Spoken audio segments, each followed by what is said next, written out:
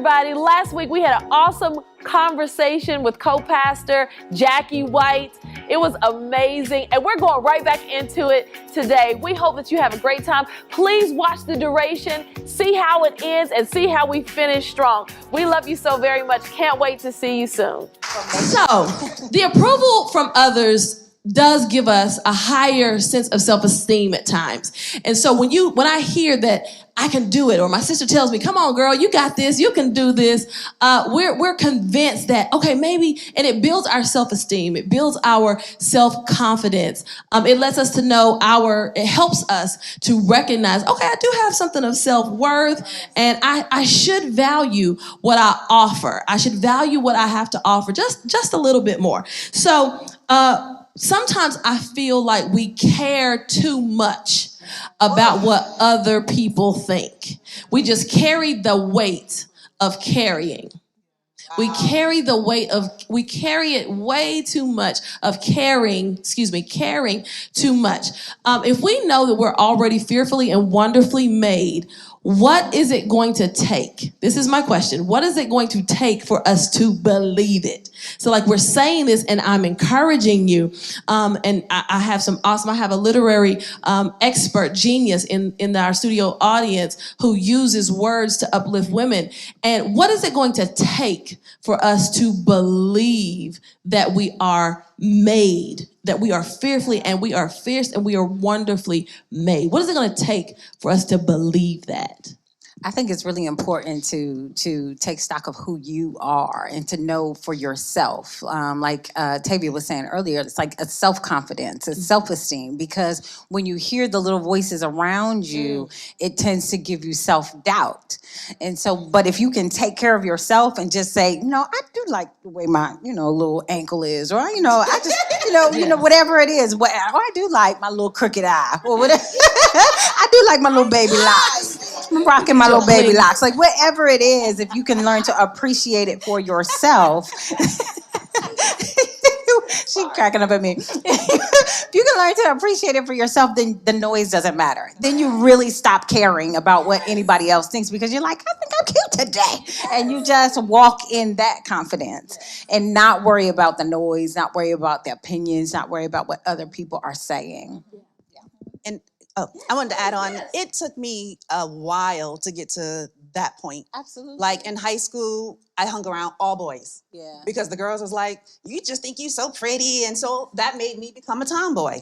I dressed like a boy. I went through my Aaliyah stage all the way up until the baggy clothes. I had the baggy clothes, the vest, the whole nine, up until my sophomore year.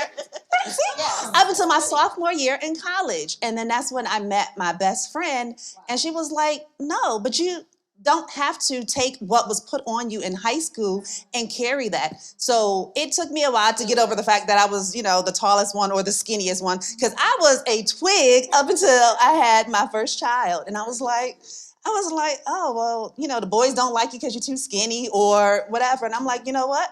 It is fine. I met my husband. He loves it. And now I got a few rolls, some extra rolls. I call myself slim thick. I may not be slim thick, but hey, as long as my husband think I'm slim thick.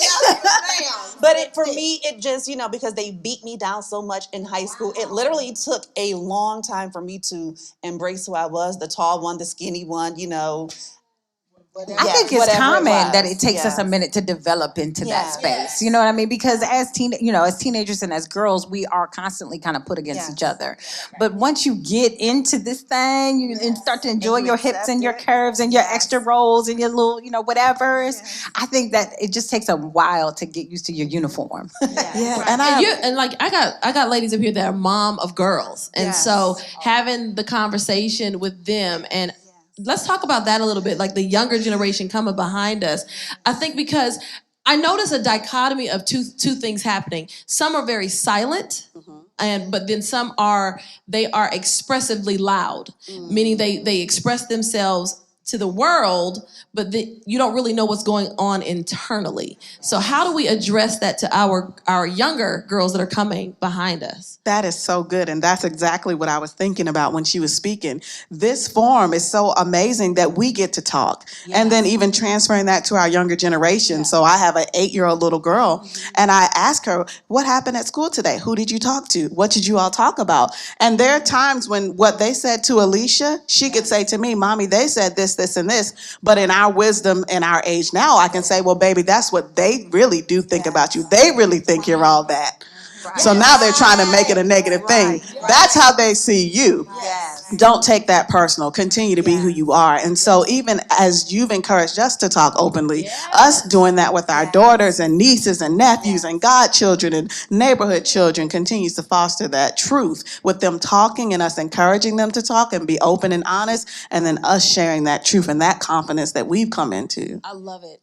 So I have adult daughters. Yes. And so when they were younger, I was still learning too, because I was a young mom. Okay. So I was still learning too. I was still learning how to be me. So now I'm a young mom, I'm a young wife.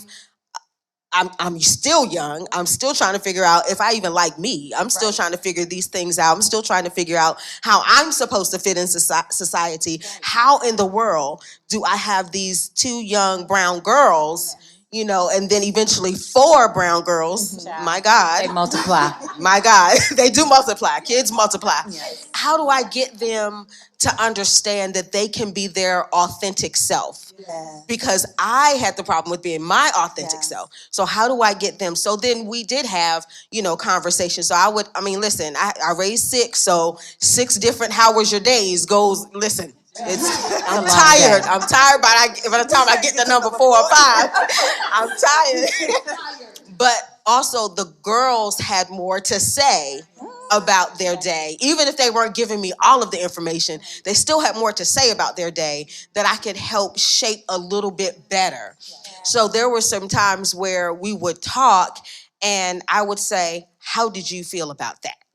Because nobody asked me how I felt about whatever was happening, whatever was going on. They didn't ask me, but now, how did you feel about that? What did you feel when that happened? So I may not have always corrected it the way you did. That's how they feel. But I definitely gave them a platform to be able to speak their mind. And then my oldest, Ebony, she's so outspoken. Yeah, she said things with her face, you know, so it was her facial expressions that really allowed me to know that there was something either right, there was something either wrong, but I still encourage that. And I think that we need to do that. I think from the top of this conversation, even to now, everything stems from being confident in who you are. Yes. Everything stems from becoming. Yes. What are we becoming? Where do we go from here? Even at whatever ages we are, 20-something, 30-something, 40-something, where do we go from here? What do we become now? I think with my girls, I have 5. Y'all pray for me. Yes. 5 girls. But one of the things that I'm really proud of is that when an issue comes up with one of them, it becomes a conversation amongst all of us. So we are learning from each other's decisions, mistakes, you know, situations, even my own, in kind of revealing some of my own personal stuff from the past. It's like, you know, well, listen, this is what I was feeling, and I identify with that, and this is what I would encourage of you. And the sister would chime in and say, well, you know, it just seems this way. So we really have good conversations, and I'm proud of that for my girls. I'm proud of that because I'm hoping they don't go through some of the junk I go through, you know, or went through. And then even when they are in that space that feels something really familiar, we're all encouraging of each other and we're supporting each other. And sometimes you just got to watch your sister go through it, but we love you and we're cheering for you, and this is what we hope for you. And so it's not abandoning your sister when she is in a tough space. I think that's really good that, sorry, please, no, go. And I was going to say, I have a preteen. She'll be 13 in June. My. So it's different. Now, I have 2. She's the shyer of the 2. And so she would come home, and she's in middle school. She would come home and talk about how she wouldn't ask questions because she was so afraid that people would laugh at her. And so when the pandemic hit, she was more comfortable being home because she was so timid. So I'm trying to like express to her that no, come out of your shell, because when she's home, she's alive. Like she is alive. She is alive. So I need you to be alive when you're out in the public. Like she is literally alive to the point where, and I talked to Melissa about this the other day, where I thought I might have to take it down to the ground because she is almost looking me in my eye. And so I'm like, I need you to understand that I am still your mother. I don't care if you are getting ready to be 13, but when you are in this house, you will still follow my rules. But the way you are staring me in my eye like this, I need you to have that same mentality when you're in public. Don't feel ashamed or feel embarrassed, that you can't speak out in public, because then you're hiding your voice. And I'm trying to teach her, because I don't want her to go through some of the things that I went through. Be vocal. Now, my youngest, that's a different story. She, whatever comes out of her, to her mind comes out of her mouth. So I'm trying to teach her how to censor herself just a little bit, because everything is not meant to be said. So it's balance. Yes, and it's so funny how you have different children in the same house with different personalities. Yes. It's like we all in the same house. When you different from you, different from you, different from you, and you have to parent them all differently and cater to them differently. It's a journey, honey. But I also think that we have an issue. Well, let me not superimpose anything on anybody else. But I didn't grow up being able to say everything. And so I have a question for all of you ladies. So how do we, make sure that our young ladies are saying what they need to say, are expressing themselves, are expressing their feelings, and not feeling like they have to be censored or they have to be quiet. Like, it was do as I say. Period. Yes. Or like Still you said, get that. taken down. Yes. I saw a meme that said my mama whooped me and she even killed me once. Like, listen, I'm here, but I got killed once. I made it. So, I would like to know, like, what do we do now? Like, if you were the one that could not speak out, how do we encourage our young ladies to do that now? I will honestly say, I think it's twofold. We have to teach them how to use the right language, but we also have to teach them body language. Because so many times they're using hands or they're, this whole thing. And so, I'm from the South Side. You come to me that way, then I'm ready to rise up right there with you. 2 hits. Me hitting you, you hit the flow. So we got to get that thing, together. But I have a daughter, and what I've had to help her understand is you can find your words, you can use your words, but this is how we're going to use them, because you can be misunderstood, which again takes us back to you become now this angry Black woman. And I don't want you to be an angry Black teenager. My daughter, like myself, I was the only girl with 2 brothers. So she finds that she needs to be tough. And I'm like, no, you don't. They're little. You don't have to be tough with them. You don't have to do that. So I think that's where sometimes our daughters and our girls are too. They feel they have to be tough. So in being tough, now I have to use this tough language. I have to show, I have to prove myself. And we still have to help them understand, but you still can be sweet. You can do things and be sweet and be soft. It's okay. Doesn't hurt. That's good. And I grew up similar to my sister, and we didn't communicate those things. But now I'm teaching my children, it's okay to say that you're upset. I'm okay with you being upset. I'm okay with you being upset with me.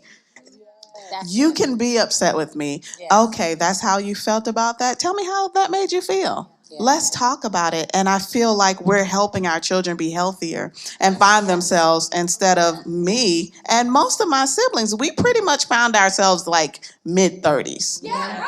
We didn't know what we necessarily liked. We didn't share who we were authentically. We pretty much became a bubble of what was projected or wanted and desired. And of course, they have the best of intentions. They want us to be good, successful, God-fearing people, but I still need to be me, and I shouldn't have to lose myself to be that.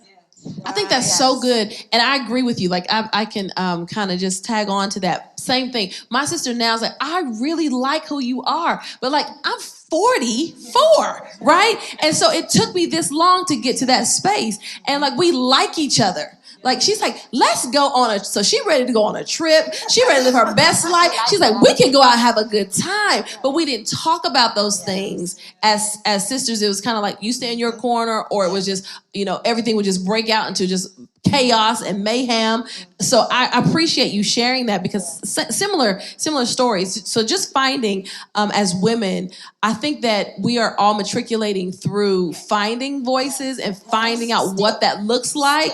I thank Michelle Obama, who's amazing and has done a great job with her installments of her book, and just allowing us to become our authentic selves. Like, this is who I really am, a fun person. I don't like, I will get the trenches with you, but if you want to turn up and have a good time, let's go, let's do it. You want to celebrate, what you got going on? How can I help you? How can I serve with you? How can we be good together? And I think that it was said a couple of moments ago that just learning how to have those conversations and being graced with patience. Being graced with patience and learning that it just doesn't happen overnight. Sometimes it takes time, and we have to navigate through patience. And we know that patience is a virtue, but it has been tested. It has been time and time again. Every day. This year I'm like, I don't care what y'all eat tonight. Like, I'm gone. Deuces. What's for dinner? Eat. Whatever you make. And be merry. But patience has been tested. And so majority of ladies, we've seen it throughout this pandemic, and we've seen, because we've had to be wife, we've had to be mother, we've had to be sister, we've had to be cook, we've had to be educator, we've had to be, all of these different hats that we're wearing. I'm noticing that some ladies are running. They're running, and it's overwhelmingly alarming to me to hear some of the stories of women like, I just can't take anymore. And now you see not their best versions of who they are, and it seems like it's something that could have been addressed if they just would have had a chance to talk. If they would have had a space like this to say, no, this is how I'm feeling. Like, we turning tables over, we going in, right? Because this is how I feel. But having that space. So how can we help ladies? How can we help our women that are in our lives, that we see the stories that we're dealing with, or the conversations that we're having? How can we help ladies or women stay in formation of who they are and not run away to becoming their best self? I think what happens is, I feel like a woman gets to a point where she realizes that, if she's going to a certain sort of place, and she's realizing maybe her environment doesn't match what she's looking for in her head. And so instead of trying to change the environment, alter the environment, mature the environment with her, she's just up and out. She's just gone. And just leaving the environment. But I think part of our journey is about teaching the people around us, and you said it earlier, is there's nothing wrong with change as long as you let the people know that you're changing. And so letting the people know around you, like, listen, I'm not making dinner 5 days a week anymore. That's not on the agenda.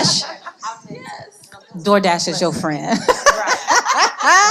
Those microwavables are your friend. Hello. Them paper plates are your friend. Your best friend. Who's doing dishes? Not me. Not I. Like, it's about changing the mold of maybe what you first signed up for.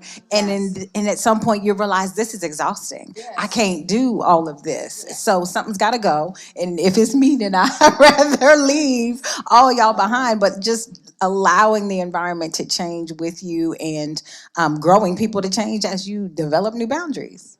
I think that's great. And I think our issue, though, is we don't know how to tell you that we're changing, or we don't know how you're going to respond to me telling you that I'm changing. And so with that, I'm so grateful for my husband. He tells me, like, he's like, whatever you want, honey. Like, just because sometimes I tell him I want to do something, and he's like, are you sure you want to? And are you sure? Are we going to discuss this? No, sir. We're not discussing this. This is what's happening. It's going down. I thank you so much for all of your support. This is happening. Whatever this is. And I'm grateful that he is willing to walk with me throughout the different changes that I'm still trying to navigate. Yeah, I'm still trying to navigate all these changes, but I think a lot of times we don't know how to express that we're changing, or we don't know how someone else is going to respond to our changing. And so we don't, it's not that we don't change, we just don't say anything, and we try to tiptoe around our change because of someone else's response, or how it may be seen and or perceived. So again, I wanted to do something, and my husband was like, "You're getting a little older." I am. Absolutely. That's not changing. But I also said, when else would I have been able to do what I'm asking you for? 6 kids, bad credit, no time off. That's real. I'm about to be an empty nester. I'm free. Yeah. I'm free. Like right now, Marie Callender's is my son's friend. Like, I make sure the freezer is stacked because I don't want you looking at me crazy. And the house don't burn down. And the house does not burn down. So I think the problem is, again, we need to have our voice and be okay with your voice. Be okay with expressing yourself, and be okay, as you said, Tavia, it's okay if you're mad at me. Right. It's okay if you don't like what I said. We can discuss it. We can wait a little while. We can talk about, but this is what's happening in me now. Because if I'm digging you, I'm not going nowhere. Like, you could be upset. Right. You could be, and even as sisters, like, be upset with me. I would rather you be upset than just shun me. Or you just, you feeling some type of way and I don't know. Tell me how you feel, because I'm down with you. Yes. If you go through, that's cool. If you're upset with me, that's fine. If you're upset with whatever's going on, if I don't know it, I can't address it, right? And so now we got a bigger problem, because who am I to you? That's good. Wow. I definitely, in the beginning of my marriage, was a runner. I mean, Jackie Joyner Kersey, I would run, you know? Jackie done called me a few times, Crystal, where are you? But it was because I was trying so hard to do things to get my husband to accept me, to create a sense of belonging. And then when it didn't come, I felt unfulfilled. I felt unappreciated. And I was creating an environment that I didn't even enjoy. So it was like, okay, well, I don't like it here, so let me go. I don't feel appreciated here, so let me go. But he's like, I didn't even ask you for all of this. Yeah. You did this because you have some things that you need to deal with on your own, that you're trying to fill, these voids you're trying to fill. And so once I did that, you know, things become better. And I haven't ran in a long time. I'm so proud. You put your shoes on the hanger. Good job. She traded for some heels, y'all. Hey, I told you, she's mega. All right. She love it. That's awesome. I have thoroughly enjoyed our time, ladies. This has been amazing. I wanted to give a small space to those who might have questions in the audience. If we have some questions that they might want to share. We have questions? Yes. Awesome. Go ahead. Yes. So as women, we have a lot of things pulling at us, you know, work, family, everything else. So how do you nourish yourself? Oh my gosh, that's self-care. That is self-care. Listen, I am big on self-care. I think, oh gosh, selfish is not a dirty word. Can I say that? Yes. Selfish is not a dirty word. I think along the way, it's become this stain. When you when you make yourself a priority, then you're deemed selfish. But I think we need it for self-preservation. We need it for self-worth. We need it for self-esteem. You need to fill yourself up so that you're giving from a full cup, an abundant cup, not from your emptiness. And so to nourish you have to do what you need to do to preserve yourself. Otherwise, you're depleted. You're giving everything to everybody, and then you left sitting around like, don't nobody love me. I hate this place. I hate it here. So I really think that we need to ingrain ourselves with some degree of selfishness. Not in a spiteful way, not in a petty way, but ingrain yourself with some degree of selfishness. Absolutely. Oh my God, please do so. And I definitely feel like we have to nourish ourselves on purpose. So create a village that when I leave, depart, vacation, go on a me-cation, my own staycation. I went on a vacation to the beach by myself for 3 days, and I had the best time. It was amazing. I said I could have done this for a week. I love me. But every woman needs to do that at some frequency. But we need to have a village. We need to have a list of friends, our village that we can call that can do X, Y, and Z. And we need to be able to nourish ourselves. If you need a little savings account for your nourishing, create that savings account so that you can get away and do what you need to do. But we need to be intentional and prepare and plan. Plan for your nourishing because we really do need it. We give so much mentally. Like my husband is amazing. He helps out so much with the children. But sometimes when I'm talking to somebody, I explain to another young mom that even though both of you are there raising your child, you're holding all this information and what needs to be done in your brain, in my head. When even going on a trip, what's packing? I know exactly what needs to be in these bags. That's in my head. And my husband does an incredible job executing. He does an incredible job doing anything. Baby, how can I help you? What do you need? But the weight of our thoughts and what we restore and hold on into in our brains is tiring in itself. It's tiring in itself, and so it's important for us really to nourish. We're our own people. We're different people. We're different than men. Every woman is different, and women are different from men, and we just need to acknowledge that and do what we need to restore ourselves. That's good. Next question. Yeah, so during our conversation about body shame, Anissa said that we have to love ourselves. So how do we start our journey in the process of loving ourselves? Because we know that it doesn't happen overnight. That question, so let me speak from our own perspective. I think you have to, first of all, you have to look at yourself and you have to say, girl, you're doing that today. I love that about you, and what you have is uniquely given to you. It's who you are. It's a kind of a tattoo or your brand of who you are. So I think when you look at it as, this is my brand, this is who I am, but how am I carrying that brand? How am I using that? Crystal made a great example using Meg Thee Stallion. She's using her brand, what she does and what she's doing. If I carry myself and I poise myself in such a way to show, hey, I may have this, but I carry it well. And so I think that's a big part of getting out of the shame of that, because it's your body. You don't have to be shamed. I think we also have to learn ourselves. Sometimes we don't know ourselves well. Other people know us better than we know ourselves. Other people know how we will react, how we will respond better than we actually do. So I think you have to learn yourself. And in learning yourself, you can become comfortable with who you are. And then also, it's okay to be around other people that are like you. It's okay. It's not a competition, but find someone else that, may have similar shapes. So, so the first thing I say is when I see a short woman, like, where you get your pants from?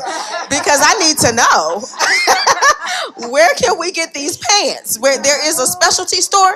Like, is it online? Where do you get them? Like, I don't, I'm not trying to wear what she's wearing. I just need to know where to go. I just need information. Give me information. So I think you have to learn yourself, and then once you learn who you are, you can become more comfortable in it. As Jackie was saying, she had a friend that lost 38 pounds, and I realized I love food too much and to do that. That doesn't work for me. And accepting so that. I learned it and I accepted. That's just not what's gonna work for me. I'm gonna have to do something else. But do you, boo? I'm happy for you and I'm gonna celebrate you. So you have to learn yourself and you have to accept yourself. And I think too, in accepting yourself, being realistic, like if you have hips, your auntie have hips, your mama have hips, the chances of you not having hips, no matter how much you work out, they're not going to go away. So embrace them. You're busty. Everybody in your family is busty. You're not going to wear your back out a lot, okay? And I think accepting that will help you learn how to love yourself. Absolutely. Accentuating your features, your assets. Dare I say assets? Assets, yes! I caught you. So I think a part of everything that you guys just said, a big part of the way that we can love ourselves is to share. And finding that space, loving myself is is to share me. Yeah. Because you are awesome. You are amazing. You are made. It is a great experience to be in your space. I want to be around you. So sharing the authentic you is a huge part of your love. I don't think that anybody benefits when we hide the love that we have for ourselves once we've learned it, once we've identified it. So sharing it, and having space where I feel better. You shouldn't leave your space feeling less than or feeling beat down or overwhelmed or exhausted. But being in that space where I've shared, I might not have said a lot, but I learned a whole lot today. And I go back home and I think about, that was really good and I feel good. Like, what we doing next? Where we going? Happy hour? What's happening? Where we going? What's happening after this? Where we going? What we doing? Because it just feels so good. It filled me up and it built a greater sense of self-awareness even for me, that I do love myself, and I do understand that I am beautifully made. And once I identify with that and I can share it with others, then I think we conquer and we have that victory with one another. So I know we have more questions, and I cannot wait for us to come back together again where we can have these moments together. Studio audience, we're going to make this room real big. We're going to unmask. And I want to hear what they have to say. We're going to come back and share with one another as we journey through this series entitled Made. It is going to be amazing. You don't want to miss it. Share it with some of your friends. Say, you do not want to miss this. It's great conversation for women in a safe space where we just have conversations with one another and just love on each other, building that sisterhood and having a good time. If you had a good time, say whoop, whoop. Where the DJ at? We're going to go out. We're going to have a good time. But I just want you to find somebody that you can talk to. If you haven't said hello to somebody else, and just say, hey, I'm so glad that you came tonight. Thank you for being a part of this. And if you have some things that you would like to share, please let us know. We're going to make sure that that information is available to you so that you can be a part of our conversation. Enjoy the Made series. We'll see you again.